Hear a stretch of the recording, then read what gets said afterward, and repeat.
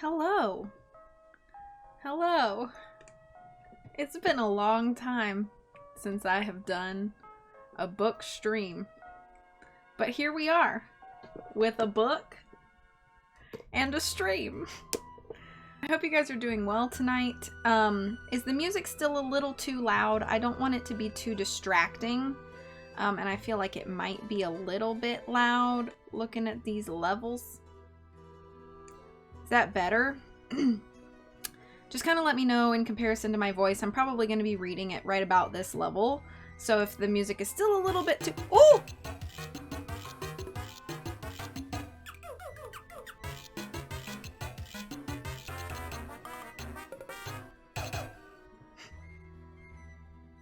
"44 is like 4 11s. It is! Thank you so much for 44 months! Holy crud! I can't believe I've been affiliate that long, but here, you know. Okay, so this level is better. Hi, Jocelyn! How are you doing tonight? I hope you guys' weekends are starting out nice. If the music is too loud, yell at me in all caps, and I will hopefully see it while I'm reading and adjust. But if everything seems okay for now, then we'll jump on in. Okay. We're gonna do 5 chapters tonight. I know there are 20 chapters in this book, but apparently the first 5 are the longest because it's a third of the book. I am doing a book stream. Okay.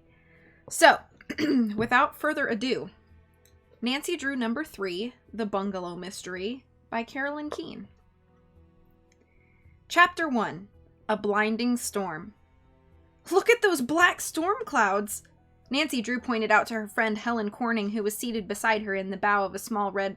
bow of the small red motorboat. Nancy, blue-eyed, and with reddish gold glints in her blonde hair, was at the wheel. She gazed anxiously along a long expanse of water to the distant shores of Twin Lakes. The Pinecrest Motel, where the 18-year-old girl and her older friend were staying, was almost 2 miles away on the smaller of the 2 lakes. Helen Corning, dark-haired and petite, looked at Nancy with concern. "I think we're in for a cloudburst," she said, "and Twin Lakes becomes as rough as the ocean in a storm." A few minutes later, angry waves began to beat against the sides of the boat. "Are there life preservers aboard, Helen?" Nancy asked. "No," Helen answered fearfully. Nancy set her chin grimly. Although it was only 4 o'clock in the afternoon, the sky was becoming increasingly dark. The pleasant summer breeze, which had been blowing earlier, was turning into a stiff wind. "It's getting harder to keep on course," Nancy remarked, gripping the wheel more tightly. As she increased the boat's speed to the maximum, the craft fairly leapt through the water, dashing spray into the girls' faces. "I wonder if there are any raincoats in the lockers," said Helen. "Please look," Nancy requested. "We'll be drenched by the time we reach the motel dock." Luckily, Helen found 2 plastic coats. She slipped into one, then helped Nancy into the other. A streak of forked lightning cut across the sky, momentarily disclosing a thick mass of ugly clouds. The lightning was followed by an ominous crack of thunder, which caused the girls to jump. "This is terrible!" Helen wailed. A moment later, the wind began to howl. It struck the boat with a force which made Helen grasp the railing next to her for support. Another dazzling flash of lightning illuminated the sky, and simultaneously a deluge of rain began to descend. Nancy peered ahead into the dimness. The shoreline had vanished, and the blinding rain made it impossible for her to see more than a few feet beyond the bow of the boat. "At least we have half a tank of fuel," Nancy announced, trying to sound optimistic. "We'll reach shore soon, I'm sure." "I wouldn't bet on that," Helen said nervously. A worried expression furrowed the young pilot's brow. The boat was making little progress against the wind. If anything happened to the motor, they would be at the mercy of the waves. A few minutes later, the rain came down even harder. The rain continued to blow a raging gale, and the waves seemed higher. The girls leaned forward, trying to get their bearings. As a jagged ribbon of lightning illuminated the path ahead, Helen screamed, "About!" Nancy froze with horror. A tremendous log was floating directly into the path of the motorboat. Her heart pounding, the young skipper gave the wheel a vicious turn, but not quickly enough. With a splintering crash, the bow of the boat struck the log. The impact sent Helen sprawling to the deck. Nancy clung to the steering wheel, but was thrown forward violently. "Helen, are you hurt?" she asked. I'm all right," Are you? She stammered as Nancy helped Helen to her feet. Both girls were breathing heavily. By now, the small boat was listing sharply to starboard. Nancy saw instantly that the log had torn a jagged hole in the side of the craft. Water was pouring in rapidly. Quick, Helen, Nancy ordered tersely. You bail, and I'll try to stop the leak. She sprang forward, tore off her raincoat, and stuffed it into the hole. Helen, meanwhile, found a rusty can and began to bail. Despite their efforts, water continued to pour through the opening. Let's shout for help, Nancy cried above the wind, but she doubted that there were any other craft on the lake. The girls cupped their hands to their lips and shouted frantically. Their only answer was the howl of the gale and the steady beat of rain. Louder, Helen urged, and they screamed until they were hoarse. It's no use, Nancy said at last. We'll have to think of something else. Just then, Nancy saw a giant wave bearing down on them. She met it head-on, hoping to ride the crest, but a deluge of water almost inundated the girls. They were flung overboard, and the motorboat sank to the bottom of the lake. An excellent swimmer, Nancy managed to get her head above water almost immediately. Her first thought was for Helen. What had become of her? Treading water, Nancy glanced about. Helen was not in sight. I must find her, Nancy thought desperately. She may have been injured. Then several yards away, Nancy saw a white hand flash above the water. With the powerful crawl strokes, she plowed through the waves to the spot. The hand had vanished. Nancy made a neat surface dive. Opening her eyes, she tried to see through the clouded water, but to no avail. At last she surfaced and drew in a deep breath. Clearing her eyes, Nancy was relieved to spot her friend several feet ahead. Helen was floating on her back. Strong strokes brought Nancy directly behind her friend. My arms feel numb, Helen said weakly. I guess I hit them on the boat. Don't worry, said Nancy. Just lie still and I'll tow you to shore. Nancy, however, had grave misgivings regarding her ability to accomplish this in the turbulent water. She needed every ounce of strength to swim the distance alone. Could she manage to save Helen? The storm had made the water very cold. Nancy prayed that she would not get a cramp and both girls go down. Hold your breath when you see a wave coming, she instructed Helen, and they started off. At frequent intervals, Nancy shouted for help, although she felt it was wasted energy. On and on they went. Helen noticed finally that Nancy's breathing showed the great strain on her. Save yourself, she begged. Go on to shore without me. Never, said Nancy, as a huge wave bore down upon the two girls, smothering them in its impact. Feebly, Nancy struggled back to the surface with her burden. One more like that and I'll be through, she said to herself. Just then, Nancy thought she detected a voice above the roar of the wind. Was it her imagination, or had she really heard someone call? Help! She screamed. This time there could be no mistake, for she distinguished the words. Hold on, I'm coming! Through the blinding rain, Nancy caught a glimpse of a dark object. A rowboat. If only she could hold out until it reached her. Over here! Nancy cried loudly, waving. As the boat approached, she fully expected to see it swamped. The boat swept safely toward the two girls, barely avoiding a crash, however. To Nancy's surprise, there was only one occupant in the boat, a slender, auburn-haired girl of about 16. Twice she tried to bring the boat alongside the swimmers, but failed. The third time, as the craft swept past, Nancy lunged forward and caught the side of it. She dragged Helen along, supporting her with one hand until she too secured a hold. Can you climb aboard? The rescuer asked. I'll balance the boat while you get in. Nancy explained about the submerged motorboat and Helen's useless arms. Funny way to say that. With the strange girl and Nancy working together, they managed to get Helen into the craft. Then Nancy pulled herself over the side. Safe, Helen said in relief. I don't know how to thank you, she told their rescuer. Are you both all right? Asked the strange girl. We're not far from the beach, otherwise I couldn't have heard your cries for help in this wind. You were very brave to come for us, said Nancy. I'm Nancy Drew, and this is Helen Corning. The girl at the oars stared at Nancy with keen interest. I'm Laura Pendleton, she said. I read in a newspaper about one of the mysteries you solved. I may need your help someday soon, Nancy. Without another word, Laura bent over her oars again. I'll help you row, Nancy offered, snatching up an extra oar from the bottom of the rowboat and wondering what Laura Pendleton's mystery was. Using the oar like a paddle, Nancy attempted to keep the boat on course. As she and Laura made some progress against the wind and waves, Helen took new hope. I think we're going to make it, she said in relief. Oh! A vivid flash of lightning illuminated the water. Directly ahead through the rain, she and Nancy caught a glimpse of the rocky shoreline. The rocks, Laura! Be careful or we'll be dashed against them, Helen cried out as the rowboat was tossed and slapped by the crashing waves. Another zigzag streak of lightning disclosed the shoreline more distinctly. A short distance out from the land and directly in front of their boat stood the ugly protruding nose of a jagged boulder. Chapter 1. They sure threw us in, didn't they? Let me catch up on the chat. Hello, Coco Kringle. I hope you're doing well. Hello, Riddy. Wilson. Helen Corning is a character. Timon, how are you? I'm doing well. You don't have a beverage, but you've got a couple in your system already. Sounds like a pretty good weekend so far for you. Storytime Pog. Hey, James. Pog to see you. I hope you're doing well.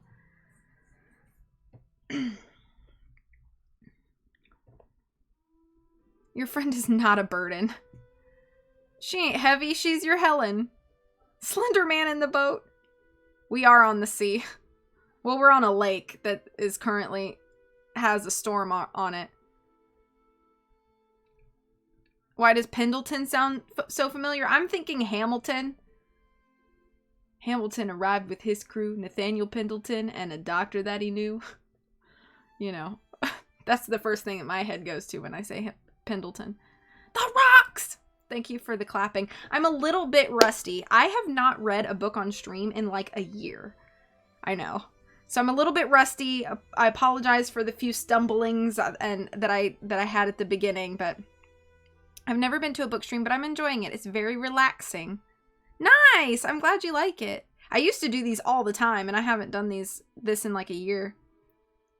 It might have been a name in Clock because they included a lot of characters and places from these first 4 books in Clock. So it's possible that Pendleton was a name used like for telegram delivery or something. You're good. I'm glad you're good. I'm doing pretty good myself. Very fitting to be sailing with all this rum I've drunk.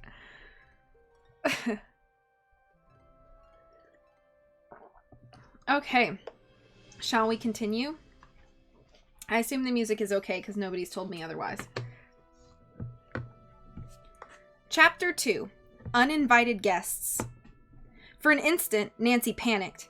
Would the girls be able to steer clear of the menacing rocks? A collision seemed unavoidable. We'll be killed, gasped Helen. Row to the left, Laura, and Nancy commanded. It's our only chance. With a burst of energy, the rowers turned the boat and deftly avoided the jagged boulder. An oncoming wave pushed them farther out of danger. There's a cove ahead, Laura shouted above the wind. We'll try to make it. In another 5 minutes, they reached the cove. Here, the water was comparatively quiet. Thank goodness, Helen murmured. Oh, you girls are wonderful. As Nancy's oar struck a sandbar, she dropped it and quickly stepped out into the water up to her knees. Laura followed and the 2 girls pulled the boat up onto the beach. Then they helped Helen Corning step onto firm sand. How do your arms feel now? Nancy asked her. Better, Helen replied, but I'm freezing. Her teeth were chattering. Nancy herself was cold. She squinted through the darkness and rain trying to see where they were. It seemed to be a desolate spot. Where are we? She asked Laura. Is there some place nearby we can sit out the storm and get warm? The only place I know, Laura replied, is a bungalow I passed a while ago as I was walking along the beach. It's to our right, secluded among the trees. Sounds fine, Nancy said. Let's hurry. The 3 bedraggled girls stumbled along the beach. Water oozed from Laura's sandals. Nancy and Helen had kicked theirs off in the lake and now slipped and slid in their soggy socks. Presently, the girls reached a small concealed building, a 1.5-storied weather-beaten bungalow, which stood a short distance from the water's edge. The upper level nestled into the steep wooded hillside. Since there was no light inside, Nancy assumed no one was there. She knocked. No answer. Nancy tried to open the door. It was locked. It's locked. Looks like we're out of luck, said Helen. But Nancy was not easily discouraged, and she knew it was imperative for the girls to get warm. Her father, a well-known lawyer, had trained her to be self-reliant. He frequently handled mystery cases, and Nancy had often helped him in unearthing valuable clues. In addition, Nancy had solved some mystery cases on her own, one involving an old clock and another a haunted house. There, Nancy had aided its owners to discover a hidden staircase which led to the capture of the mansion's ghost. I'm sure that the owner of this bungalow will forgive us for going in, Nancy said. There was a small window to the right of the door. She tried it and found to her relief that it was unlocked. "Well, that's a lucky break," said Helen as Nancy opened the window. Fortunately, it was low enough to the ground for the girls to hoist themselves through easily. "Whew!" Laura exclaimed as the wind almost blew them inside. She helped Nancy close the window. It was pitch dark inside the building. Nancy groped around for a light switch, finally found one, and flicked it on. A small bulb in the ceiling disclosed nothing except 2 canoes and a wooden bench which stood against one wall. "Maybe it's only a boathouse," said Helen, flopping wearily onto the beach. Bench. The girls noticed a narrow flight of stairs leading to the 2nd floor. "I wonder," Nancy mused, "if we might find something up there to wrap around ourselves. Or maybe even some towels to dry ourselves off with. Let's see." Laura followed Nancy to the rear of the building. Seeing a light switch for the upper story, Nancy turned it and the 2 girls climbed the steps. To their surprise, the 2nd floor of the bungalow was furnished with 2 cots and blankets, a table and chairs, tiny refrigerator, a sink, and a 2-burner electric stove. "Oh, we're in luck!" Nancy exclaimed happily. "Come on up, Helen," she called. Laura spotted an open closet in a corner of the room. It was well stocked with food. She held up a can of prepared cocoa. "Under the circumstances," she said, "I doubt that the owner of this place would object if we made something warm to drink." Helen and Nancy agreed. Within a short time, the 3 girls had taken off their wet clothing and were wrapped in blankets. Laura had turned on one burner of the stove and made hot chocolate. "Oh, this is good," Nancy said contentedly. Both she and Helen again thanked Laura profusely for coming to their rescue and said they had been trying to get back to the Pinecrest Motel. "Are you staying there?" Laura questioned. "For a week," Helen replied. "My Aunt June is coming tomorrow. She was supposed to ride up with us Thursday from River Heights where we live, but she was detained. She's going to help design my dress for my marriage to Jim Archer. He's in Europe now on business for an oil company. When he returns to the States, we'll be married." Nancy Drew asked Laura if she too was a summer visitor at the resort. When her question met with silence, Nancy was surprised to see tears gathering in Laura's eyes. "I'm sorry, Laura," Nancy said instantly. "You've been through a terrible ordeal. You should be resting instead of talking." "Of course," Helen agreed. Laura blinked her eyes, then said soberly, "You don't understand. You see, my mother passed away a month ago, and—" She could not continue. Nancy impulsively put an arm around Laura's shoulders. "I do understand," she said, and told of losing her own mother at the age of 3. Helen added, "Nancy lives with her father, a lawyer, and Hannah Gruen, their housekeeper." "I'm an orphan," Laura stated simply. "My father was in a boat accident nearly 6 years ago." She explained that Mr. Pendleton's sailboat had capsized during a storm. He had been alone, and no one had been near enough to save him. "That's why," Laura added, "I knew I had to save whoever was crying for help on the lake today. I love to walk in a storm." Nancy and Helen felt their hearts go out to the parentless girl. Not only was Laura brave, but also she showed great strength of character. "With whom are you staying now?" Nancy asked Laura. The girl looked troubled. "I'm alone at the moment. I checked into the Montewego Hotel just this morning, but my guardian, Jacob Aborn, and his wife Marion are to arrive sometime this evening. They're taking me to their summer home at Melrose Lake. I believe it's near here." "Yes, it is," Nancy said. "Do you know the Aborns?" Helen asked. Laura said she did not remember the couple. Her mother had frequently spoken of them, however. "Mr. Aborn is distantly related to my mother, and it was her request that he become my legal guardian in case of her death." Laura gave a slight sob, then went on. "But no answer came from our father's lawyer. But no answer came from our lawyer's letter to Mr. Aborn, who was traveling." "How strange," Nancy remarked. "Well, finally I wrote to Mr. and Mrs. Aborn myself at the Melrose Lake address," Laura said. "The truth was I needed some money as a down payment on tuition at the boarding school I attend." "And they replied?" Nancy asked. "Yes. Mr. Aborn told me to come here, and he and his wife would meet me." Helen interrupted. "Then everything's settled, so you should be happy." The girl shook her head. "I feel I'm not wanted. The letter wasn't cordial. Oh dear, what shall I do?" Nancy gave Laura a hug. "You'll be at school, and during vacations you can visit friends. And you have a new friend named Nancy Drew." "Oh, Nancy, you're sweet." Laura smiled for the first time, but in a moment her mood became sad again. "Living that way isn't like having your own home, though. Mother and I had such wonderful times together." She brushed away a few tears. Nancy wanted to learn more, but saw by her waterproof watch that it was 6 o'clock. Laura would have to hurry off to meet her guardian. The sky was getting lighter, and the rain had almost stopped. "We'd better leave," she suggested to Helen and Laura. The girls washed the cups and saucepans, dressed, and put the blankets where they had found them. Before leaving the bungalow, Nancy wrote a note of thanks to the owner, signing it 3 grateful girls. As they were parting, Laura said, "If my guardians don't arrive, I'll call you and arrange a date for tomorrow." "Please do," Nancy and Helen urged, and waved goodbye. When they reached the Pinecrest Motel, the 2 girls went at once to talk to Mr. Franklin, the manager. They told him about the sunken motorboat, expressing extreme regret, and assured him that their parents would pay for the craft. "Don't worry about that," the manager said. "We have insurance which takes care of all such accidents. I'm just glad you girls are all right." At that moment, a short, thin woman swaggered into the office. Her print dress was mud-splattered, and she had lost the heel to one shoe. Her wet, bleached hair clung to her head in an unbecoming fashion. Ignoring Nancy and Helen, who were still conversing with Mr. Franklin, the woman said bluntly, "Is there anyone here who can change a tire for me? I just had a flat half a mile away." "I'm afraid not," Mr. Franklin apologized. "I'm busy in the office, and most of the help are off this evening." "Well, that's great," the woman said angrily. "What am I supposed to do? Walk to the Montewego Hotel? I'm late already."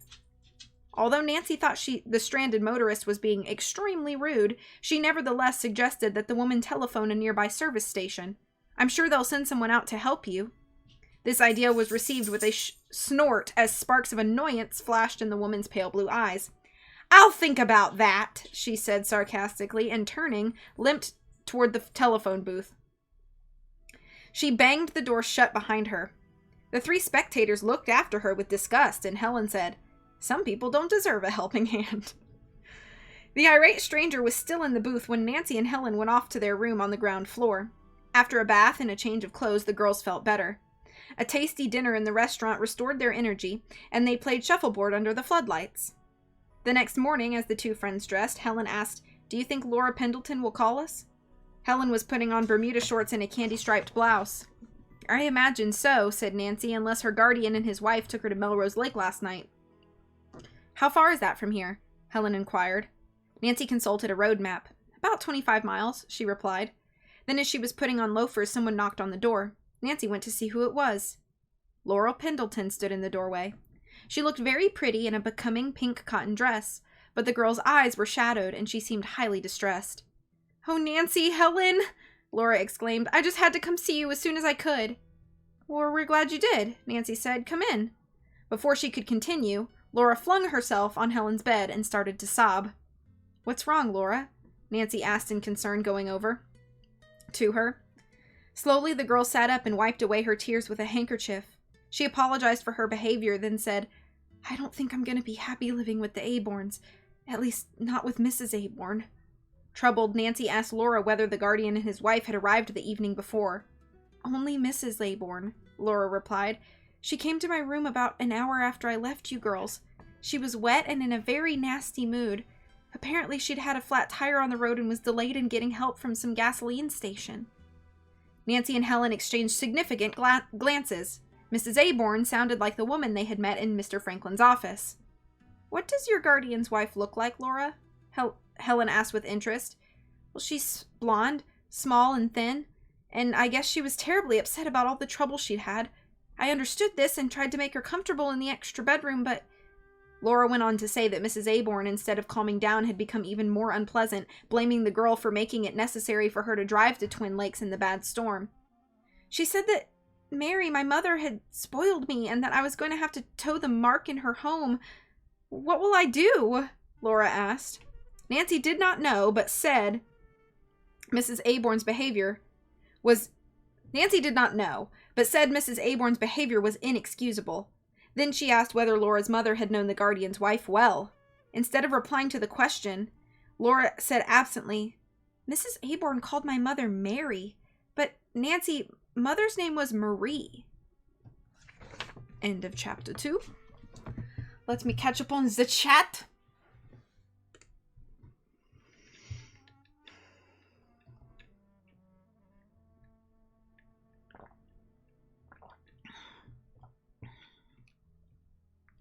Music's at a good volume, thank you. It's not a sea, it's a lake. Who would have thunk? Old references. Is locked. Looks like we're out of luck. Or are we out of luck? Yeah! Hi, Terror. Pendleton makes you think of the Marine Corps base. Thank you for shouting out Angel. Thank you for shouting out Terror. Indoor beach. Can I get one too? Bonsoir. So in Clock we're sewing Helen's dress? I guess technically. Your mom's dead? So is mine. Tell me about it. I know. I hated it when she was like, I just lost my mother. She's like, 18, this girl. And Nancy's like, yeah, mine died when I was 3, so I know exactly what you're going through. Like, no, you don't. Her experiences are obviously very different. Oh, Terror. Hi, Anna. Yeah, Montana keeps coming and walking behind me and then leaving. Thank you for shouting out, Anna. Hello, Puffy. Hi, Tweaks. I assume that, well, Laura can't be that much younger if she was out in a boat in a storm on her own. I'm guessing maybe 16 instead of 18. I'm just guessing, though.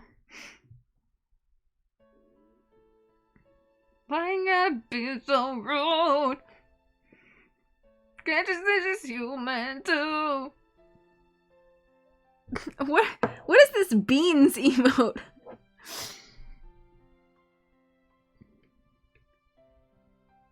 Would be useful in that game you played where you had to buy the beans and someone in the chat was very excited about the beans. Oh, okay. That's a Wonder Song thing. Thank you for the claps. I'm glad you're getting... Oh, flip! That scared me. Oh my god. Oh.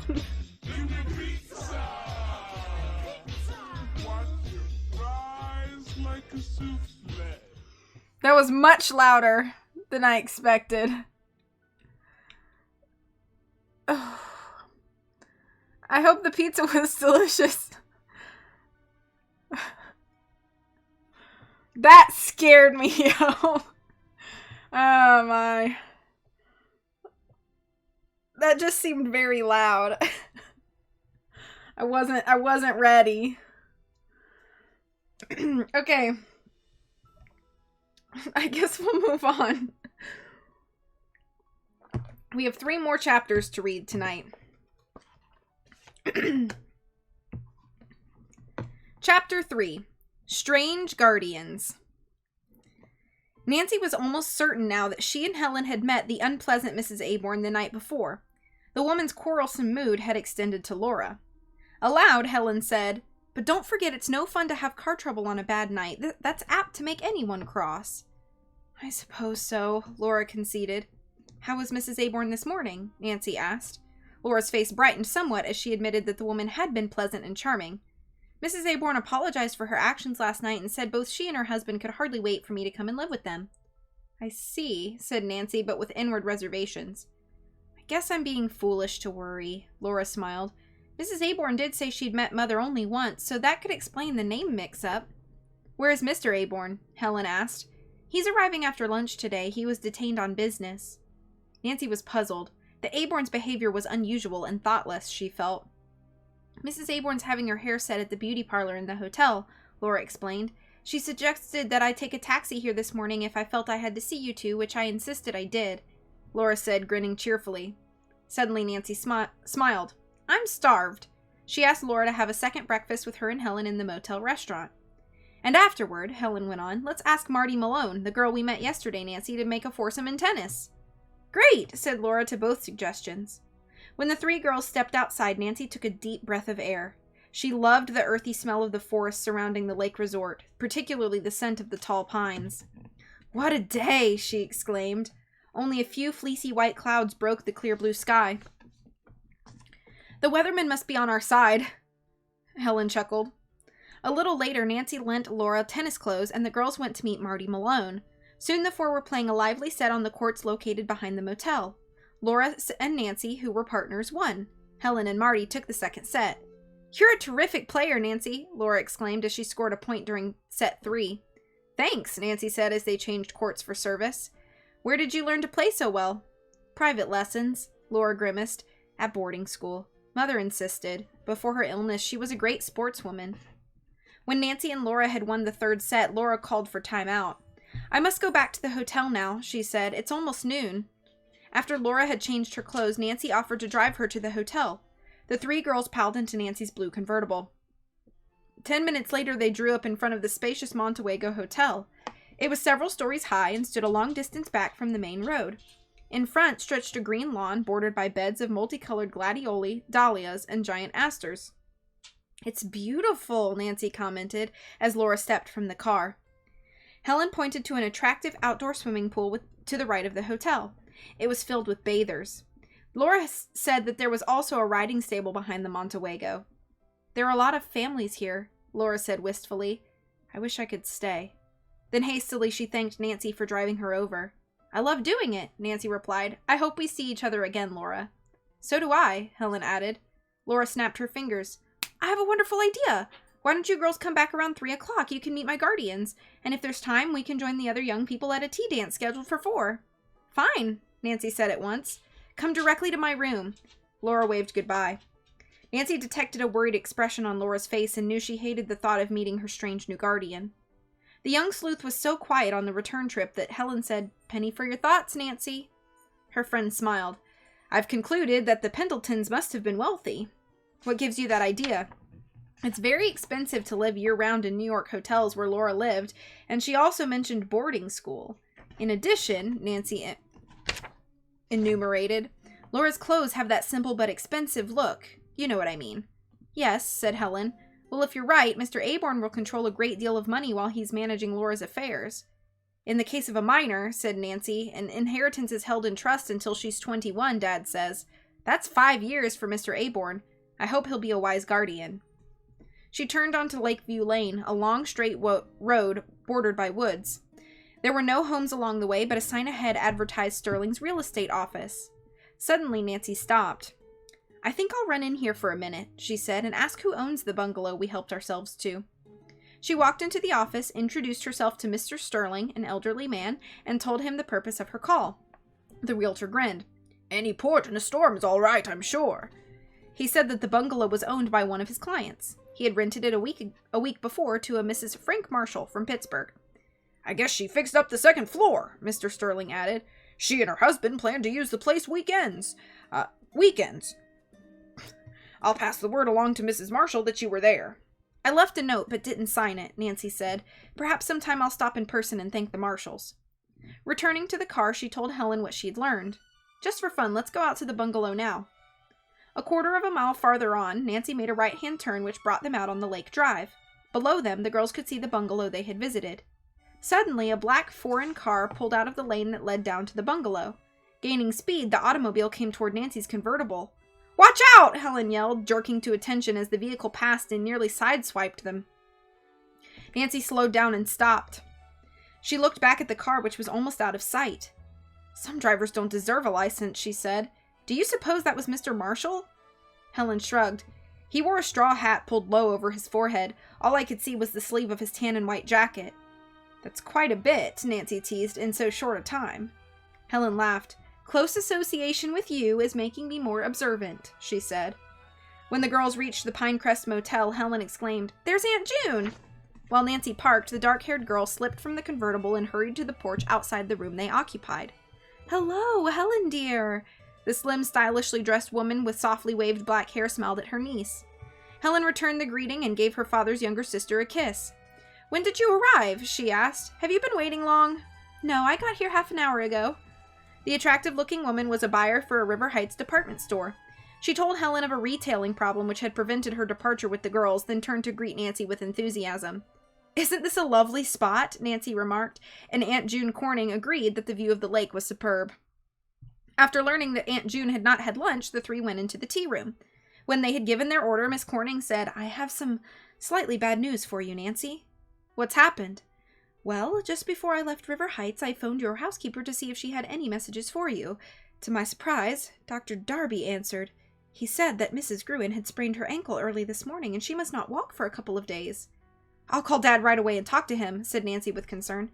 "Oh, wait," Aunt June said. "Dr. Darby mentioned that your father left on a business trip today before the accident occurred." "That means Hannah's all alone?" Nancy said, rising. I'll have to go home at once. Will you both excuse me for a minute, please? She went to the telephone booth and dialed Drew's next-door neighbor, Mrs. Gleason. Nancy was relieved to hear that the woman's sister was taking care of Hannah for the afternoon. The housekeeper was in no pain and resting comfortably. The young sleuth did some rapid thinking. If she left for River Heights late that afternoon, she could still fulfill her promise to Laura to meet her guardian and arrive home in time to cook Hannah's supper. Will you please tell Mrs. Gruen I'll see her at 6 o'clock? Nancy requested, and Mrs. Gleason agreed to do this. When Nancy returned to the others, Helen was telling her aunt of the adventure on the lake and Laura Pendleton's story. How dreadful for the girl! Exclaimed Miss Corning. I feel very sorry for her. Nancy now told of her plans to return home, and although Helen and her aunt were disappointed, they agreed that it was the right thing to do. But before I leave, said Nancy, I want to meet Mr. and Mrs. Aborn. After lunch, Nancy packed her suitcase, put it in the car, and paid her motel bill. Soon it was time for her and Helen to leave for the Montewego Hotel. Are you sure you won't accompany us, Aunt June? Asked Helen. Miss Corning shook her head. I'm a little tired, she said, and besides, I must unpack. A short while later, the two girls entered the Montewego lobby. Nancy made her way directly to the desk and after a brief wait was informed that Miss Pendleton would receive the girls in her suite. An elevator took them to the 3rd floor. Scarcely had they knocked on the door when Laura opened it. Oh, I'm so glad you came, she cried out, smiling with relief. Laura led the girls into a well-appointed living room with a bedroom on either side. As Nancy stepped inside, she saw a man and a woman seated in chairs near a picture window. In a glance, Nancy realized that she and Helen had been right about Mrs. Aborn being the woman they had met the night before. Right now, she looked more friendly. Jacob Aborn rose and smiled graciously. He was a well-built, somewhat stocky man in his early 50s. His face was square, and his small brown eyes were shifty. When Laura introduced the girls, Mrs. Aborn rushed toward them. Darlings, she said, giving Helen and Nancy a butterfly peck on their cheeks. You've been so good to poor Laura. Perfect bricks, Mr. Aborn said gruffly. He extended a hand first to Nancy, then to Helen. The reason I'm late in getting Laura is that I want everything to be perfect for her arrival at our Melrose Lake house. Nancy was sure Mrs. Aborn recognized the callers and was embarrassed to admit it. They said nothing. There was an awkward silence until Laura said, Well, let's all sit down. For a few minutes, everyone chatted generally, then Helen asked, When are you leaving, Mr. Aborn? In half an hour, was the reply. Laura's tired, and I want to get her settled before supper time. Mrs. Aborn broke in. Yes, the poor child needs a lot of rest and good care. Laura Pendleton seemed annoyed to be treated as a child and an invalid. I'm fine, she stated defiantly. Turning to Nancy, she said quietly, I'm afraid we can't attend the hotel tea dance. That's all right, Nancy replied. She told of Hannah's accident and the fact she must soon head for home. Are you all packed, Laura? Mr. Aborn said. Yes, except to get Mother's jewelry from the hotel safe. I'll do that for you, dear, Mrs. Aborn volunteered, rising. She smoothed her skirt restlessly. Laura said, Thank you, but I must present the receipt in person.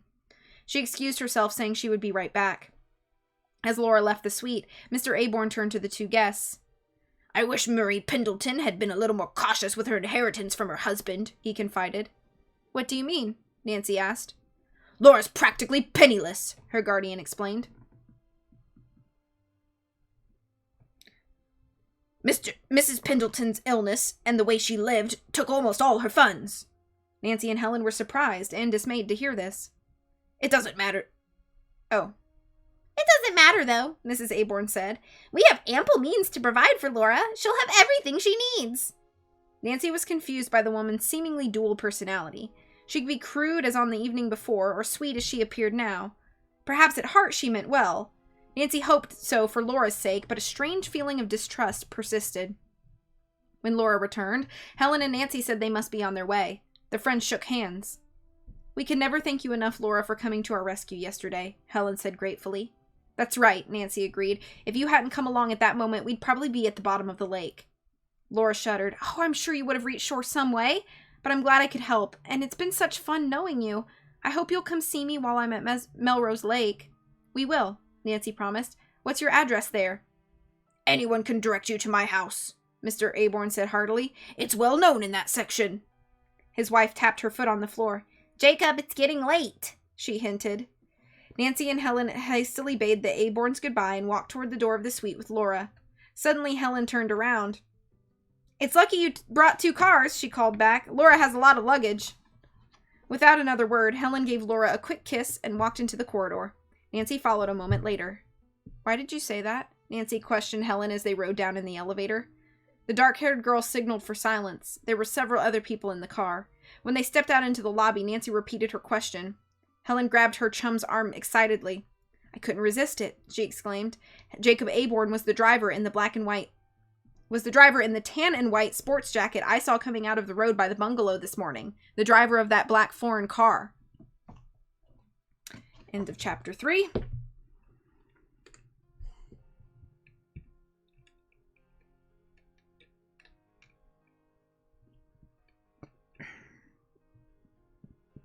Every time I don't try, I scare someone. It's okay. Meme shaves years off streamers' lives. More at 5. It probably is related to Fingers Malone. After second breakfast, then first lunch and tea. Oh, Fingers Malone. Hi, Koopa. I wish I was rich enough to rent/own multiple properties. Same. She's in no pain anymore. What about Togo? Pets Togo. The Lady Guardian is giving me Jane Willoughby vibes. Okay. I'm about to spoil Secret of the Old Clock. So if you have not played the game Secret of the Old Clock, plug your ears. But at the end of Secret of the Old Clock, it's revealed that Jane Willoughby is Marion Aborn. So that makes sense that she would remind you of her. I've written 3 paragraphs. I think these reading streams are good for removing writer's block. Well, that's cool. Well, if you ever want to catch up on the multitude of books I've done before, they're all on my YouTube if you want to watch them. But yeah, so Marion Aborn. Yeah. Okay. I'm trying not to drink all my beverage and then have super dry throat. Little sips. Okay. 2 more chapters. 2 more chapters to go. Thanks for hanging out with me, guys. I hope you're having a nice, cozy Friday evening. Chapter 4. The Tree Crash. If Helen was right about Mr. Aborn's being the driver of the foreign car, then it should be in the hotel parking lot, Nancy thought. Let's take a look, she suggested. The girls walked to the rear of the hotel where Nancy had left her own convertible. They scouted the lot. There was no sign of a black foreign car. Helen asked the attendant if one had been driven in that day. The man said no. Helen was puzzled. I was so sure I was right. You still could be, said Nancy. The car may be parked somewhere else. Mrs. Aborn may have picked up her husband at some other point. Puzzled, she and Helen climbed into the convertible and Nancy started the engine. As she drove back to the Pinecrest Motel, Helen remarked, I don't care for either Mr. or Mrs. Aborn. Their friendliness seems forced, and their promises don't ring true. I agree, Nancy nodded. By the way, did you notice how Laura's guardian went out of his way to tell us she was penniless? And we were total strangers. I certainly did, Helen replied. It was in very bad taste, I'd say. As soon as Hannah's ankle is better, Nancy declared, I'm coming back here. Let's pay Laura a visit together at Melrose Lake. I feel very uneasy about her. A wonderful idea, Helen exclaimed. When they reached the motel, she got out. I hope Hannah's foot improves quickly, she said, and waved Nancy out of sight. A minute later, Nancy was on the main highway, which paralleled Twin Lakes for some distance. Presently, as she left the lake area, Nancy cast a speculative glance toward the sky. Did she imagine it, or was it beginning to cloud over? Nancy glanced at the speedometer. She was nearly halfway to River Heights. Maybe I can get home before the storm breaks, she told herself. A quarter of a mile farther on, Nancy saw an obstruction in the road and brought the convertible to a halt. A huge sign read, Detour, Bridge Out, Take Melrose Lake Road. An arrow pointed to the left. Just when I'm in a hurry, Nancy fumed, knowing she would have to go miles out of her way before reaching the River Heights Road. Another anxious glance at the sky told her there was no time to be lost. Already huge storm clouds were appearing. I'll be caught in another cloudburst like the one on the lake, she thought. Hastily, she headed down the road. She headed the car down the Melrose Lake detour, and Let me start this over. Hastily, she headed the car down the Melrose Lake detour, a narrow, rutty road bordered with tall pines and thick shrubbery. Nancy was forced to reduce her speed to 10 miles an hour, and even then, it seemed as though the car would shake to pieces. Within a few minutes, it grew so dark that Nancy snapped on the headlines.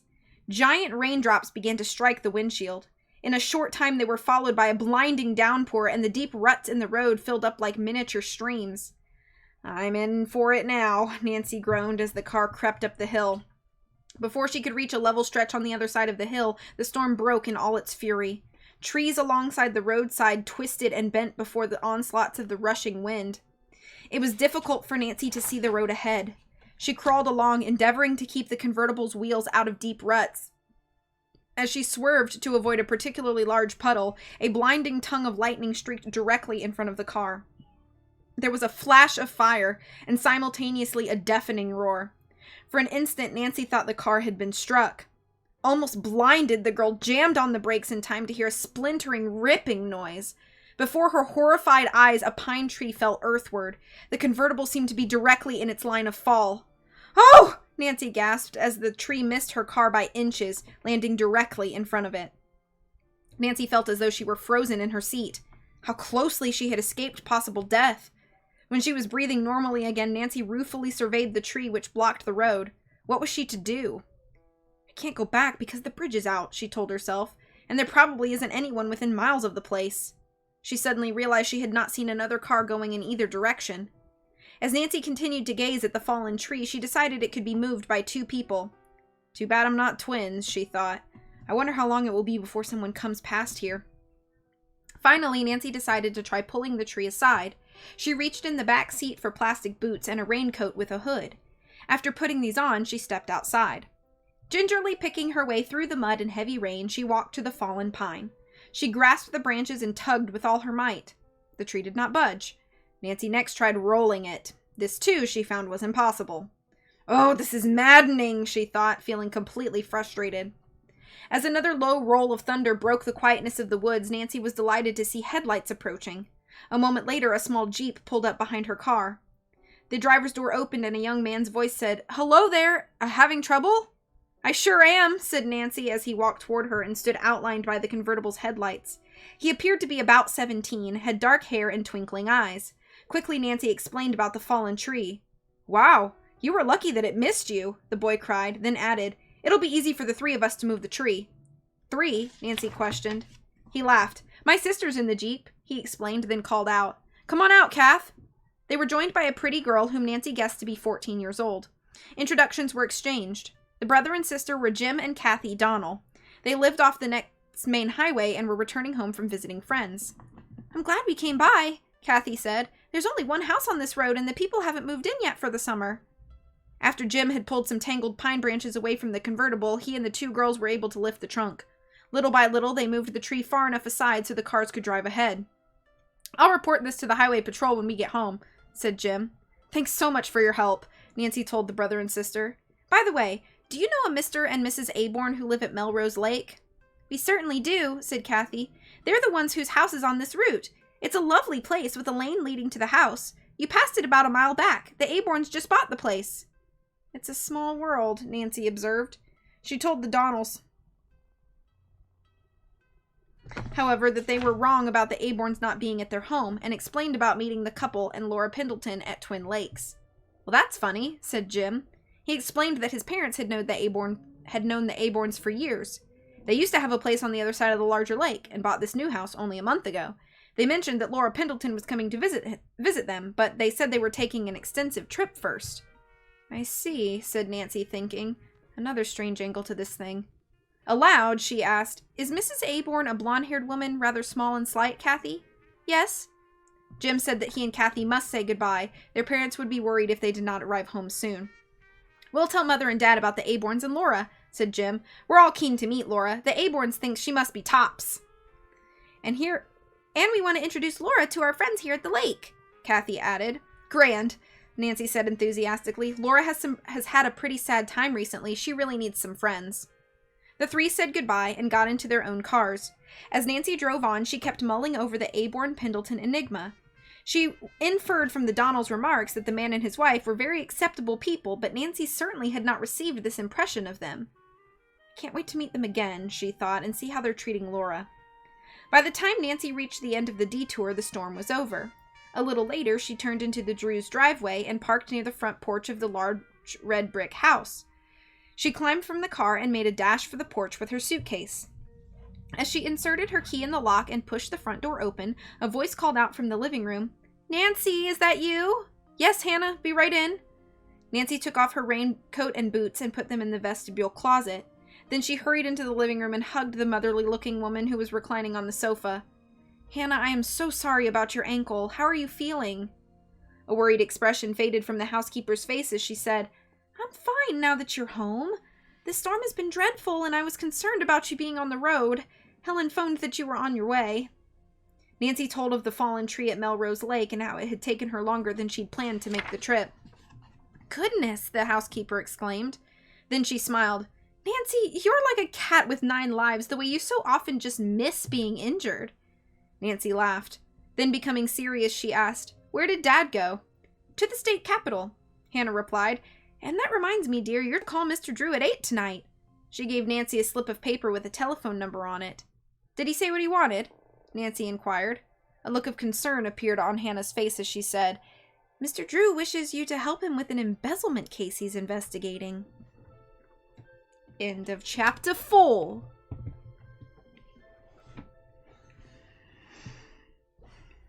I also have to catch up on Bug Fables. No worries. Yeah, no rush or anything. Obviously, you don't have to catch up on anything you don't want to catch up on. Oh, no worries, Koopa. Thank you for being here. I appreciate you.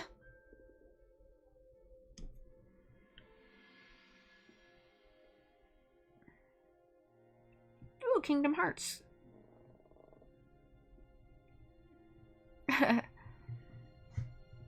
I've read the Nancy Drew books before. It's just a blast from the past for me. Yay! Well, I'm glad you're getting some work done on your writing. Glad to help with that. Hannah was the one that cut down the tree. Dun, dun, dun! Thank you for the claps. We have one more chapter to go. It'll be another shortish stream. We'll raid somebody, or I think Heartless Shroom and Kawaii are doing a community game night tonight, so later on tonight, go over to Heartless's channel if you want to play some games with her and Kawaii. Okay, shall we read the last chapter? What if I drink like this? What if you were at dinner? What if you were on a date with somebody that you thought was like super hot, and this is how they drank their drink?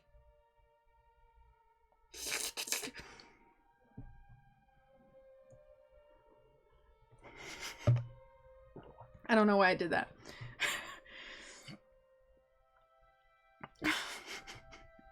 Okay, last chapter. I have a hair in my mouth. This is disintegrating quickly. Okay. Chapter 5. The Unexpected Prowler. An embezzlement case? Nancy was excited. What, she wondered, did her father want her to do? The young detective longed to place a call to him immediately, but knew she must wait until 8 o'clock. "Where's Mrs. Gleason's sister?" she asked. Hannah said the woman had left a short while before, after hearing that Nancy would be home by supper time. "But first she fixed a chicken casserole dish for us," Hannah added. "It's all ready to pop into the oven." "My dear, I hate to bother you." Nancy grinned mischievously and teased. "You mean you hate to have anyone else but you reign in your kitchen. Don't worry, Hannah, I'll be neat." "Oh, posh," said Hannah. She blushed and gave Nancy a loving glance. Humming softly, Nancy went to the modern pink and white kitchen. The casserole, which looked tempting, stood on one of the gleaming countertops. After lighting the oven, Nancy placed the dish inside to heat. She set 2 wooden trays with doilies, napkins, and silver. Then, after placing bread and butter on each, Nancy poured 2 glasses of milk. Lastly, she made a crisp salad of lettuce and tomatoes and marinated it with a tangy French dressing. While waiting for the casserole, Nancy went back to the living room. Hannah was reading the evening paper. "You're a wonderful help, dear," the housekeeper said gratefully, looking up. "Tell me, did you enjoy your vacation?" "It was lovely," said Nancy, and described the resort. She then told Hannah of the adventure on Twin Lakes and of Laura Pendleton and the Aborns. "Hannah, wouldn't it be nice if Laura could visit us sometime soon?" "It certainly would." By now, their supper was ready, and Nancy brought it in on the trays. After they had eaten, she put the dishes in the washer, then helped Hannah, who was using crutches, upstairs to bed. Nancy then went to put her car in the garage and returned to the house just as the clock was striking 8. She went to place the call to Carson Drew. Nancy looked at the series of numbers on the slip of paper Hannah had given her. 942 HA 5-4727. She dialed the long-distance number, and after one brief ring, the phone on the other end was picked up. Hotel Williamston, the switchboard operator answered. May I speak with Mr. Carson Drew? His daughter requested. 1 moment, please. There was a pause, then the operator's voice said, I'm sorry, but Mr. Drew checked out this evening. Did he say where he was going? Nancy inquired in amazement. The desk clerk said no. Nancy thanked him and hung up, feeling oddly upset. It was unlike her father to change his plans without calling home to tell where he would be. Could anything have happened to him, she wondered? Since Hannah was asleep, Nancy did not awaken her to discuss the matter. Leaving on a light in the lower hall, she went to her own room and unpacked, deep in thought. As she hung up her dresses in the closet, the young sleuth wondered if her father might be following a new clue in another city. Deciding that this was probably what had happened and that she would hear from her father the next morning, Nancy felt reassured, took a bath, and went to bed. She fell asleep almost immediately. Several hours later, Nancy was awakened by the sound of a dull thud. She sat up and groped for the bedside light. Turning it on, she got out of bed and slipped into her robe and slippers. I hope Hannah hasn't fallen out of bed, Nancy thought worriedly, and hurried down the carpeted hall to the housekeeper's room.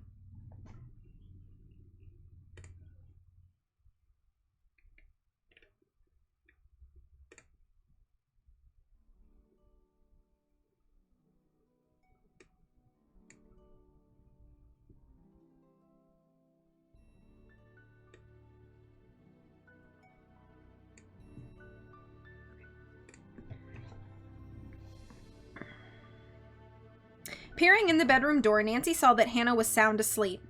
Puzzled, Nancy went back to her own room. The girl detective had almost decided she'd been dreaming, then she heard an even louder noise. The creaky window in the ground floor library was being opened. Someone was entering the house. Alarmed, Nancy decided to call the police and tiptoed to the bedside telephone in Mr. Drew's room. When the sergeant answered, she told him she would unlock the front door. Nancy tiptoed quietly down the stairs. Upon reaching the ground floor, she eyed the closed door of the library located at the far end of the living room. Not a sound came from the library, which Mr. Drew used as a study.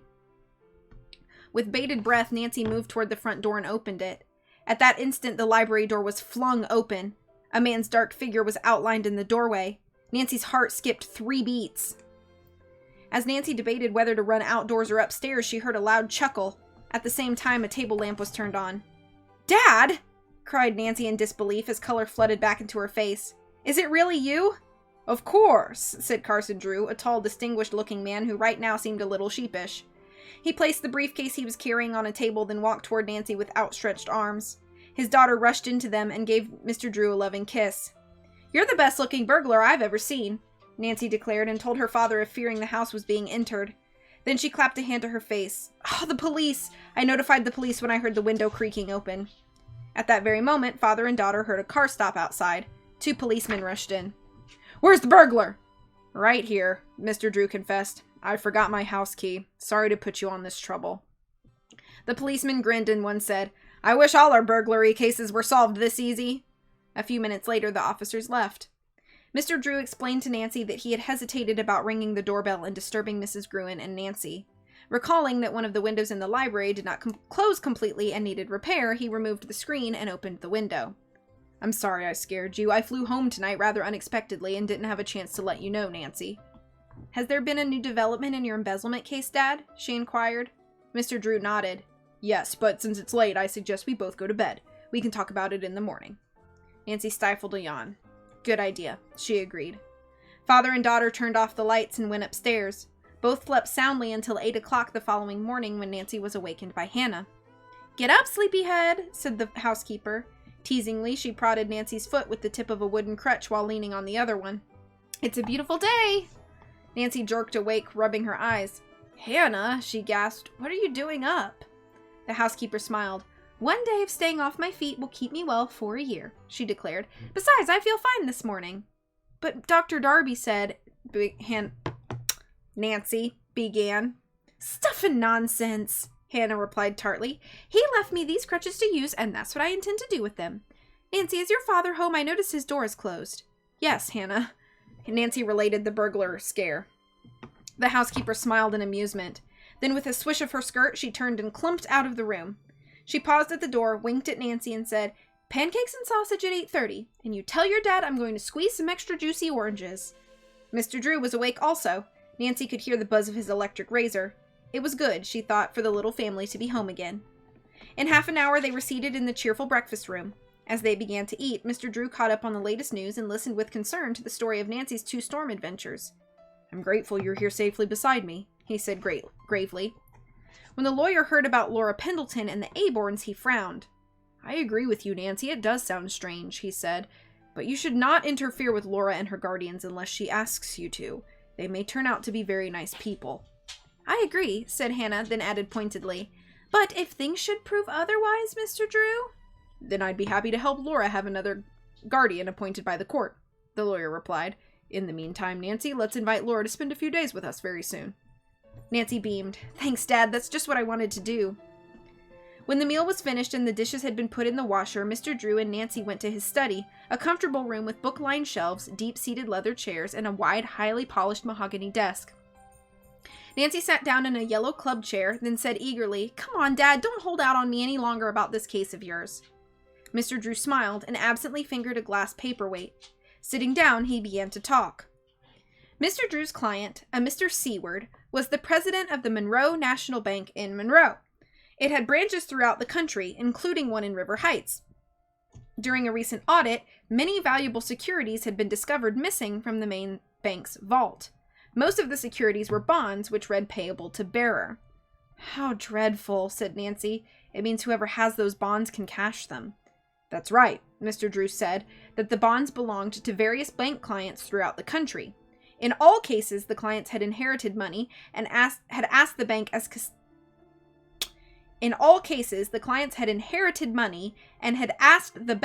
custodian to invest it for them. Whew.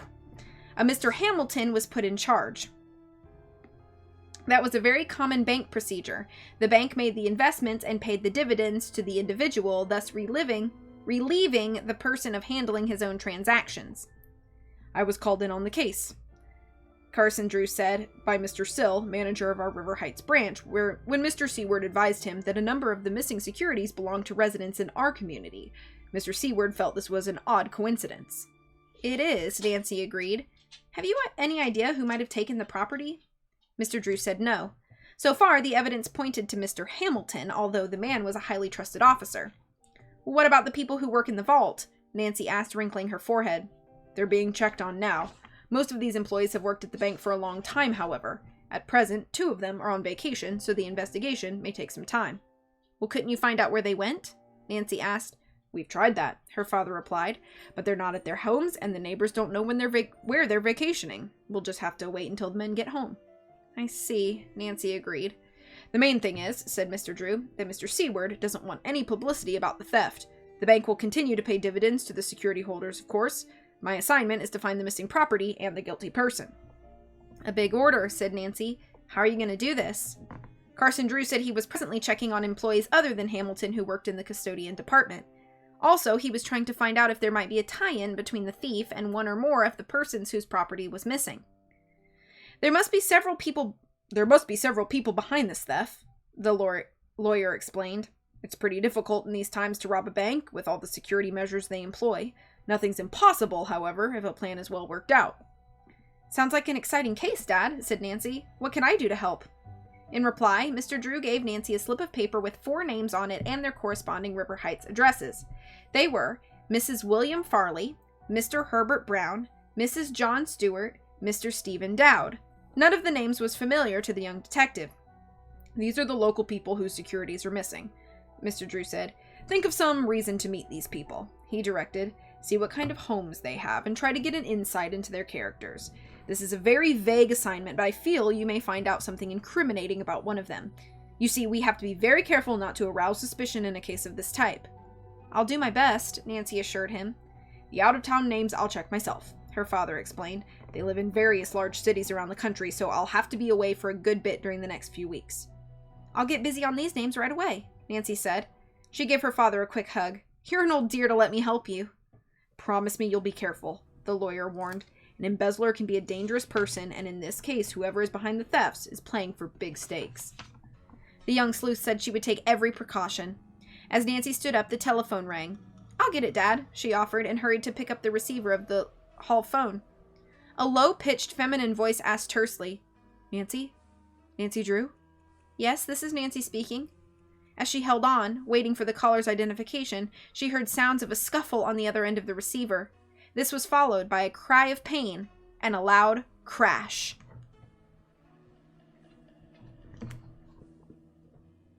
And we done for today. Let me read the chat. That's a Capri Sun block.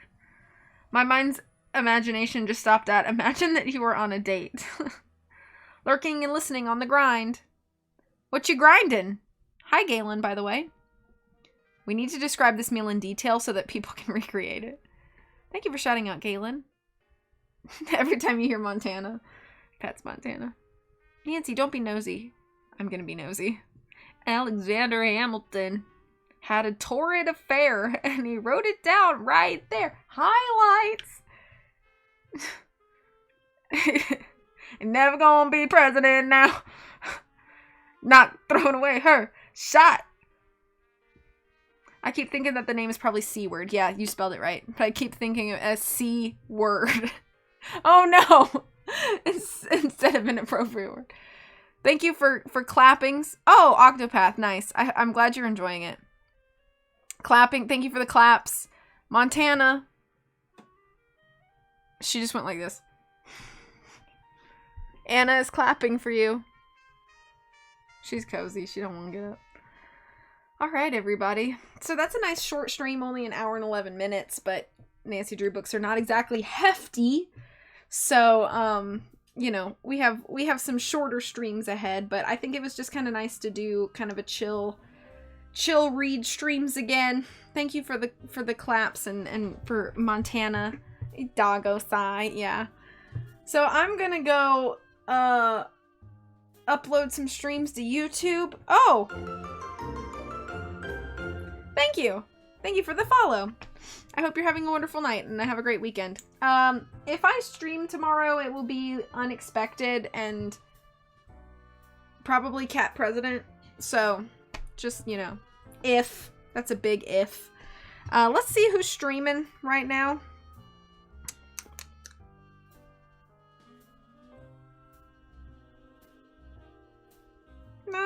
Nobody.